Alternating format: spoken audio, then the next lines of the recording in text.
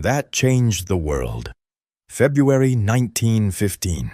Europe was trapped in a war that few had expected and none could control. What began as a regional crisis in the Balkans had exploded into the largest conflict humanity had ever witnessed. Along the Western Front, millions of soldiers faced each other across muddy trenches stretching from the North Sea to Switzerland. The war had become a deadly stalemate. Generals searched desperately for a breakthrough.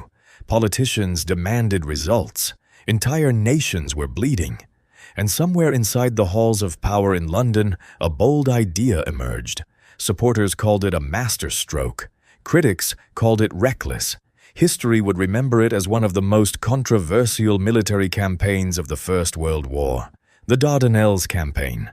A grand gamble designed to knock the Ottoman Empire out of the war, reopen vital supply routes to Russia, and perhaps even end the conflict years earlier. Instead, it became a warning about ambition, miscalculation, and the terrible cost of underestimating an enemy. This is the story of Gallipoli, the campaign that reshaped nations and altered the political future of the 20th century. To understand why the Dardanelles mattered, we must first understand the crisis facing the Allies in early 1915. By that point, the Western Front had become a nightmare. Repeated offensives produced shocking casualties but little territorial gain. Machine guns, artillery, and trench systems favored defenders. Every attack seemed to end the same way: thousands dead, almost no progress. Leaders in Britain and France needed a new strategy. They needed a different front, a different path to victory. Their attention turned eastward. At the center of the plan stood one of the world's most important waterways, the Dardanelles. This narrow strait connected the Aegean Sea to the Sea of Marmara and ultimately to the Black Sea.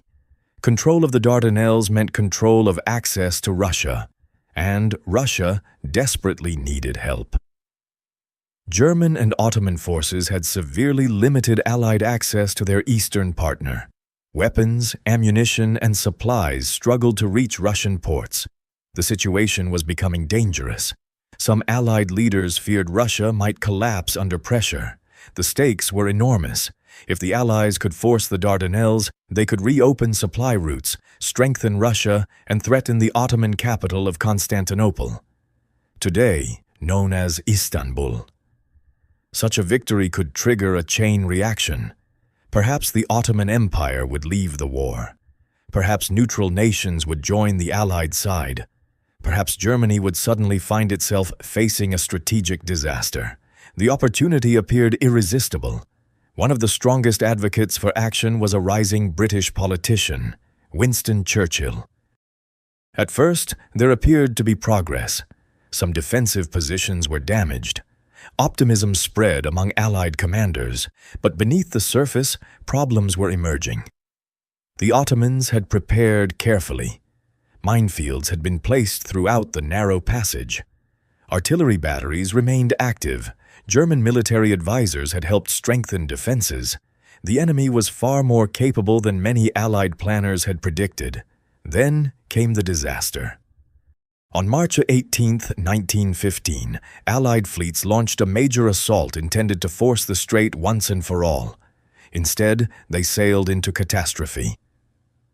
Ottoman mines devastated the attacking force. Several battleships were sunk.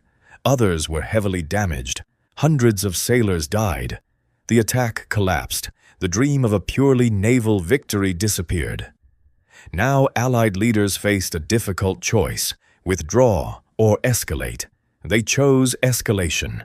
What followed transformed a naval campaign into one of the most famous amphibious invasions in military history, the Gallipoli Campaign. The objective remained the same: capture the Gallipoli Peninsula, neutralize Ottoman defenses, open the route to Constantinople. In April 1915, Allied troops began landing on the peninsula.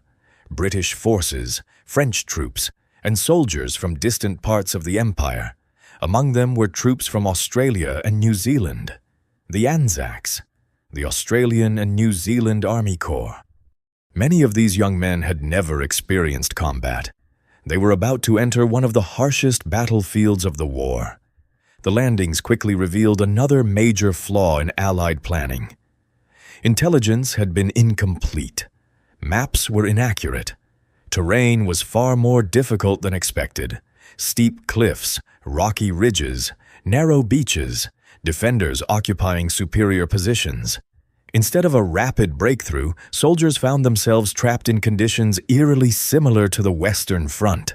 Trenches, machine gun fire, artillery bombardment, disease, heat, flies, and endless casualties.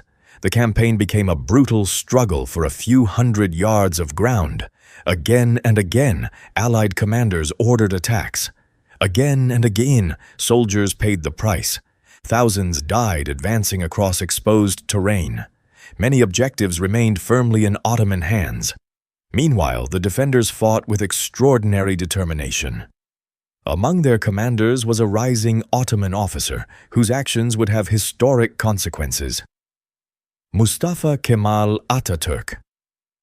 During the campaign, Mustafa Kemal demonstrated remarkable leadership. Recognizing critical moments on the battlefield, he repeatedly organized defenses that halted Allied advances. His decisions helped prevent breakthroughs and strengthened Ottoman resistance. For the Ottoman Empire, Gallipoli became a symbol of survival. For Mustafa Kemal, it became the foundation of a future political legacy. The longer the campaign continued, the clearer the reality became. The Allies had underestimated their opponent. They had overestimated their own ability to force a decisive victory, and they had become trapped in another costly stalemate. Months passed. Casualties climbed. Public confidence weakened. Political tensions grew in London. Questions emerged. Who was responsible? Why had planners assumed success would come easily? Why had warnings been ignored? The campaign increasingly looked like a strategic mistake. By late 1915, Allied leaders confronted a painful truth. Victory was unlikely. Continuing the operation would only produce additional losses. A decision was finally made. The evacuation would begin. Ironically, the withdrawal became one of the most successful phases of the entire campaign. Through careful planning and deception, Allied forces evacuated tens of thousands of troops with relatively few casualties. By January 1916, the Gallipoli Campaign was over. The results shocked the world. The Allies had failed to capture the peninsula. The Dardanelles remained closed. The Ottoman Empire remained in the war. And the human cost was staggering. More than 500,000 casualties were suffered by both sides combined. An enormous price for a campaign that achieved none of its primary strategic objectives. Yet Gallipoli's significance extended far beyond the battlefield. The political consequences were immense. In Britain, the campaign damaged reputations and careers. Churchill became one of the most prominent figures associated with the failure. Although he would later rebuild his career and eventually lead Britain during World War II, Gallipoli remained a defining controversy. For Australia and New Zealand, the campaign carried a different meaning. Despite military defeat, the courage and sacrifice of Anzac soldiers became central to national identity. Gallipoli helped shape how both nations viewed themselves. Even today, Anzac Day remains one of the most important commemorations in both countries. For the Ottoman Empire, the victory provided a desperately needed boost to morale. The campaign demonstrated that the empire could still resist some of the strongest military powers on earth. Most importantly, Gallipoli elevated Mustafa Kemal into national prominence. Years later, following the collapse of the Ottoman Empire, he would lead the Turkish War of Independence and become the founder of modern Turkey. In that sense, Gallipoli helped shape the future of an entire nation. Perhaps the greatest lesson of the Dardanelles campaign lies in its warning. Military planners often become prisoners of their own assumptions. They see weaknesses where none exist. They ignore warning signs. They underestimate opponents. The Allies believed naval power alone could solve a strategic crisis. They believed the Ottoman Empire would collapse under pressure. They believed victory would come quickly.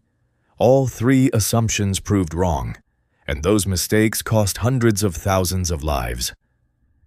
More than a century later, Gallipoli remains a powerful reminder that wars are not won by optimism alone. They are won through preparation, realistic assessment, and understanding the enemy. The Dardanelles campaign began as a bold vision to change history. Instead, it became one of history's most expensive lessons, a lesson written in blood along the shores of Gallipoli, a warning that still echoes through military strategy and political decision-making to this day.